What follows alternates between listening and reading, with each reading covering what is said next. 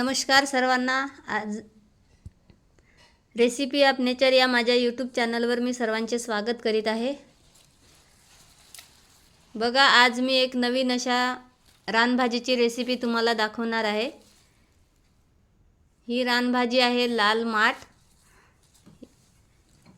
ही शरीरासाठी खूप पौष्टिक असते। याची आज आपण भाजी बनवू। ही लाल किंवा जांभळ्या कलरच्या खाद्यपदार्थामध्ये हिमोग्लोबिन जास्त असते, त्यामुळे या लाल माठमध्ये सुद्धा हिमोग्लोबिन खूप जास्त आहे। तसेच विटॅमिन ए आणि सी पण मोठ्या प्रमाणात आहे, त्यामुळे सर्वांनी अशा रानभाज्या बनवून खा। लाल माठमध्ये लोह भरपूर प्रमाणात असल्यामुळे हिमोग्लोबिन वाढते। यामध्ये कॅल्शियम पोटॅशियम असल्यामुळे हाडे मजबूत होतात, डोळ्याचे आरोग्य देखील चांगले राहते आणि आपल्या शरीराला, त्वचेला आणि केसाला सुद्धा चमक येते। त्यामुळे अशी ही लाल माठची भाजी तुम्ही जास्तीत जास्त बनवून खा आणि मस्त रहा। ही भाजी जवळपास अर्धा किलो आहे। आता हिला आपण चवडीच्या भाजीसारखं खुडून घेऊ। तर धुवून घेतली। याकरिता मी 2 मध्यम आकाराचे कांदे आणि एवढी हिरवी मिरची चिरून घेतली। कढईमध्ये बघा 1.5 पडी तेल गरम करून घेतलं। यामध्ये मी आता अर्धा चमचा जिरे घालत आहे, कांदे घालत आहे।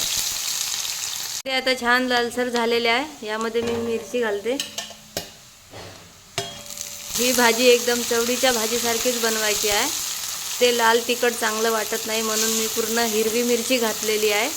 2 मिनिट याला परतून घेऊ। मिरची आता छान परतली आहे। यामध्ये मी आता चवीपुरते मीठ घालत आहे। पालेभाज्या या शिजून कमी होतात, त्यामुळे मीठ हे थोडं कमीच घालावं लागते।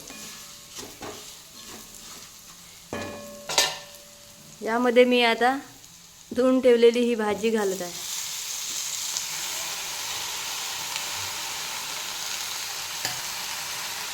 बघा, या भाजीचा कलर एकदम बिटासारखा आहे। बिटामध्ये जसे लोहाचे प्रमाण खूप जास्त असते, तसंच या भाजीमध्ये सुद्धा लोहाचे प्रमाण खूप जास्त आहे। त्यामुळे तुम्ही अशा भाज्या नेहमी बनवून खा। याला आता आपण छान मिक्स करू आणि 5 मिनिट झाकण ठेवून शिजवून घेऊ। बघू आपण आता 5 मिनिट झाल्यावर यामधील पाणी आटलेले आहे आणि ही भाजी शिजून तयार झालेली आहे। बघा, ही किती सुंदर दिसत आहे। ही भाजी आपण चपाती, भाकरी, भात सोबत खाऊ शकतो। ही खूप पौष्टिक आहे, त्यामुळे सर्वांनी हा व्हिडिओ बघून अशी तुम्ही लाल माठची भाजी बनवून खा। व माझी रेसिपी तुम्हाला आवडली तर माझ्या चॅनलला लाईक, सबस्क्राईब व शेअर करा। धन्यवाद।